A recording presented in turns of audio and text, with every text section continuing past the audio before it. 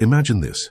You wake up early every day, rush to a place you do not love, spend hours doing tasks that slowly drain your energy, and return home too exhausted to think about your own dreams. Then, you repeat it all the next day. This endless cycle, work, pay bills, die, has become the blueprint of modern existence. But what if I told you that this cycle doesn't begin when you get your first job? What if the rat race starts long before adulthood, right inside the walls of the classroom? Think about it. From the moment we enter school, we are told what to do, what to think, when to speak, and even when to ask permission to meet our own basic needs. We are graded not on creativity, but on conformity.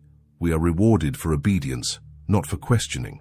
And so, without realizing it, we are slowly trained to become perfect cogs in a machine that values productivity over purpose. Before we go any deeper into this unsettling truth, make sure to subscribe to the channel, leave a like, and share this video. What we're about to explore might change the way you see education, work, and even your place in society. Because in the final part of this video, I'll reveal the most powerful and liberating insight of all, the one that can truly break you free from the invisible system that controls your life.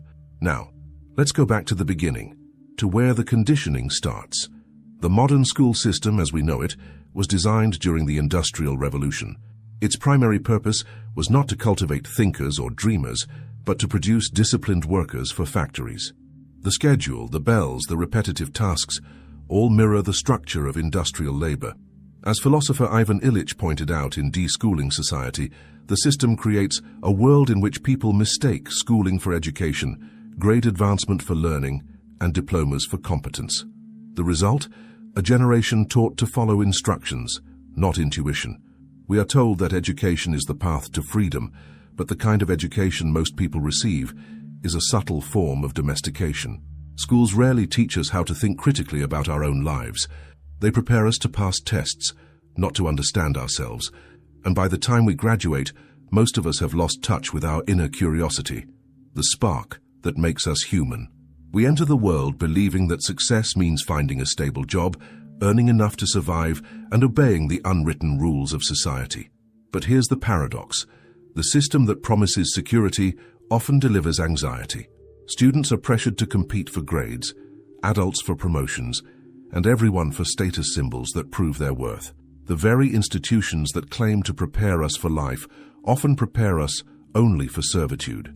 Have you ever stopped to wonder why schools rarely teach emotional intelligence, financial literacy, or how to find meaning in what we do?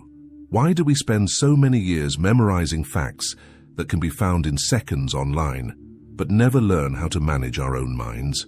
Psychologist Abraham Maslow once said that education should be a process of self-discovery, not conformity. Yet most people leave school not knowing who they are, what they love, or what truly matters to them. Instead, they learn to chase external validation, to seek approval from teachers, bosses, and peers. They become adults who can follow orders perfectly, but struggle to answer the simplest question: what do I really want from life? This is not accidental. The system was designed this way because obedient workers are easier to control than free thinkers.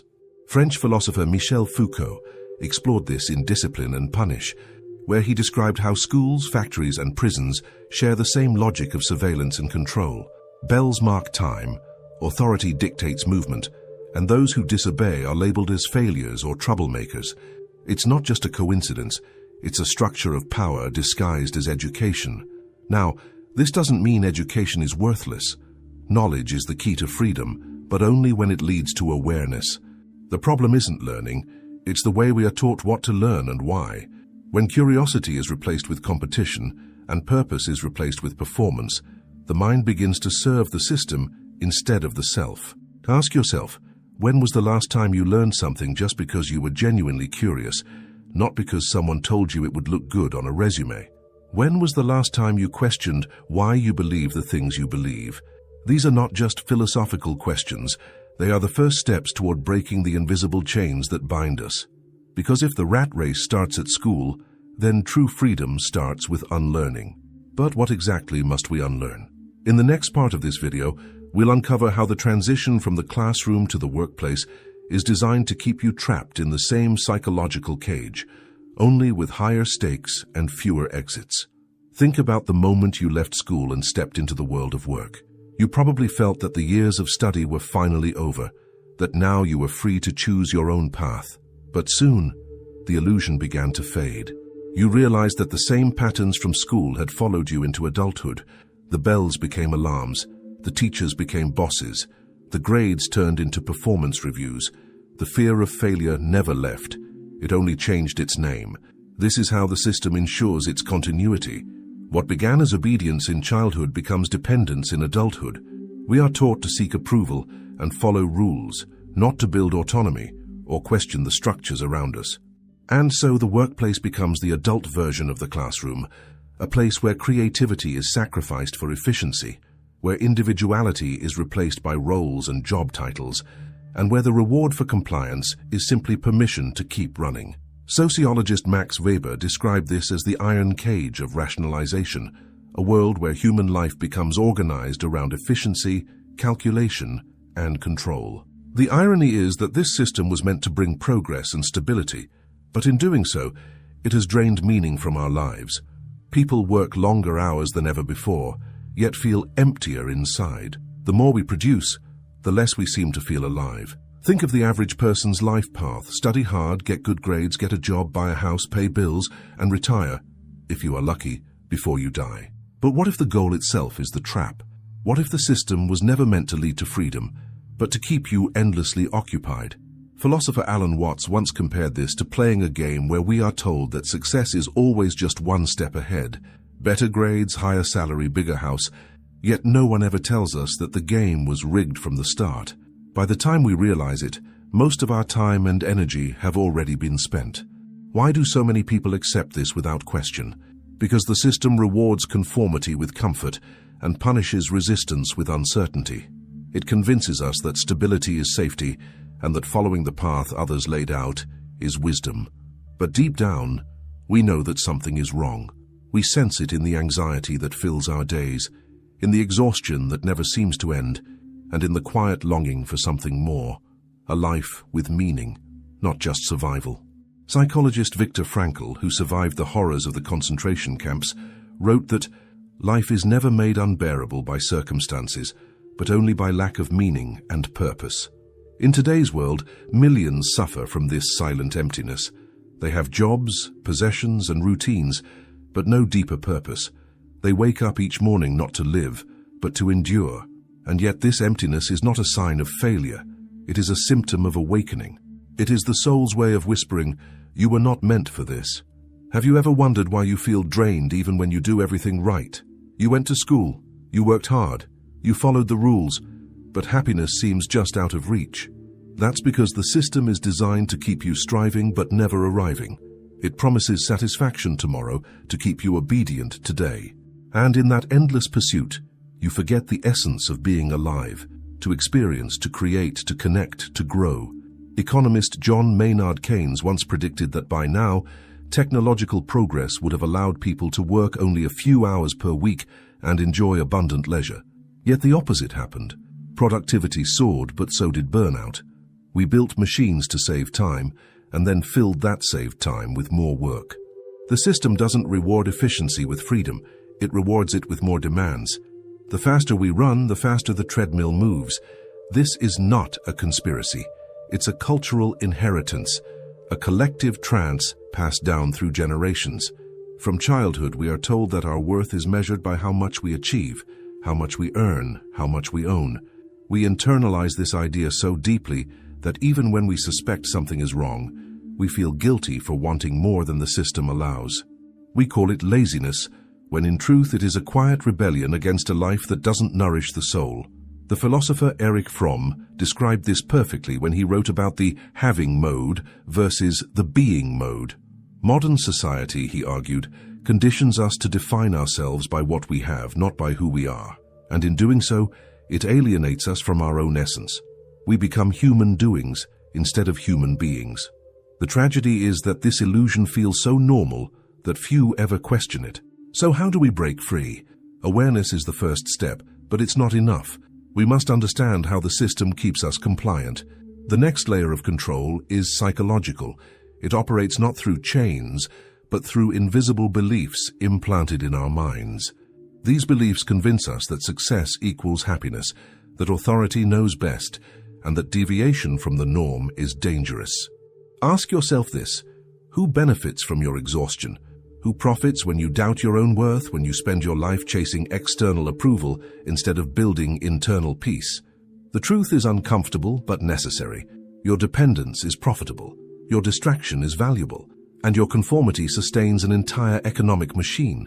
But once you see this, the illusion begins to crack. You start noticing how fear, competition, and scarcity are used to manipulate your choices.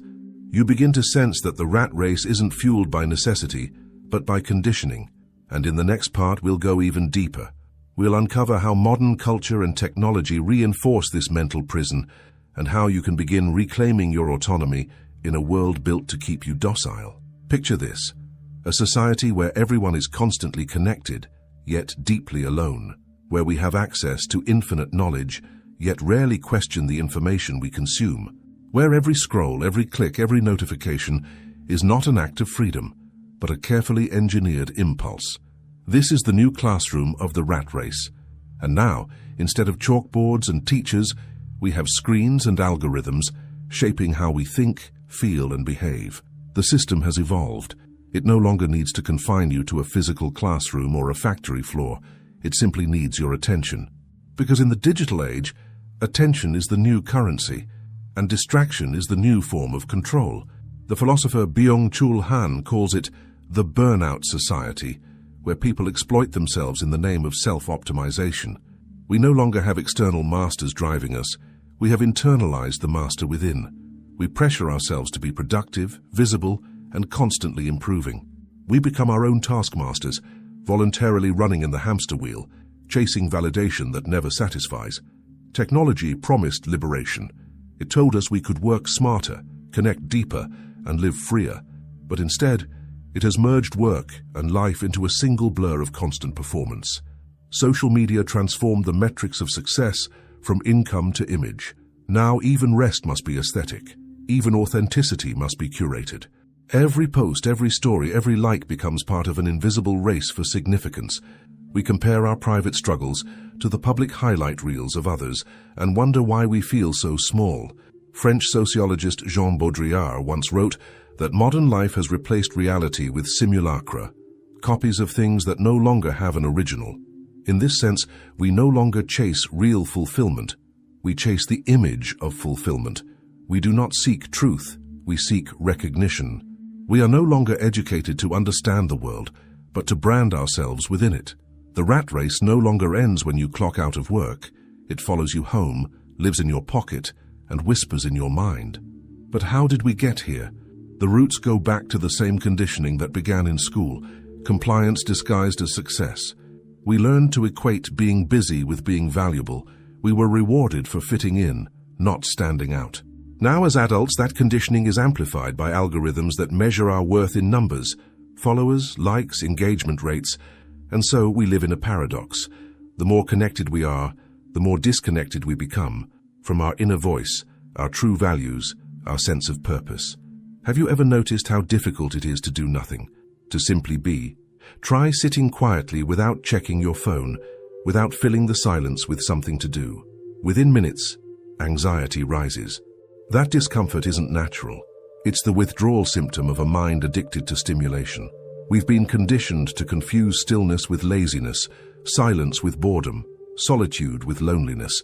But those very states are where clarity, creativity, and peace are born. Philosopher Søren Kierkegaard once said that the crowd is untruth. He meant that truth cannot be found in collective opinion or external validation. It must come from within. Yet the modern rat race traps us in the crowd, drowning our individuality in a sea of noise. We spend our lives reacting to what others do, think, and expect, until we forget that our existence was never meant to be a performance. It was meant to be an experience. So how do we awaken from this digital trance? The first step is awareness, the recognition that your time and attention are being harvested. Every time you pick up your phone out of boredom, every time you feel the urge to check if someone has liked your post, you are being conditioned. This is not by accident. It is design. The same principles used to train obedience in school are now embedded in the technologies we use daily. Repetition, reward, and fear of missing out. The bell has simply been replaced by the notification sound, but there is hope in this realization. Because once you see the system for what it is, you can begin to step outside it. You can begin to reclaim the most precious resource you have, your consciousness. Awareness disrupts the loop. When you start questioning why you do what you do, you begin to see how much of your behavior was never truly your choice. And with that awareness comes power, the power to choose differently. Ask yourself, what if success isn't about winning the race, but about realizing you were never supposed to run it? What if freedom doesn't come from having more options, but from needing fewer? What if the purpose of life is not to accumulate, but to awaken? Throughout history, great thinkers and mystics have tried to remind humanity of this truth. From the teachings of Buddha on detachment to Henry David Thoreau's call to simplify, the message has always been the same. Liberation begins when we turn inward, not outward. The modern world, however, has perfected the art of distraction to keep us from doing exactly that. It offers endless stimulation, so that we never face the silence that reveals who we truly are. But here's the paradox that most people never realize. The more we chase external validation, the emptier we feel. The moment we stop seeking, however, we begin to see. Stillness is not the absence of life, it is where life truly begins. Freedom is not found in escaping the system, but in understanding how it operates within us. Once you see that the race exists only in the mind, you stop running. And when you stop running, you start living.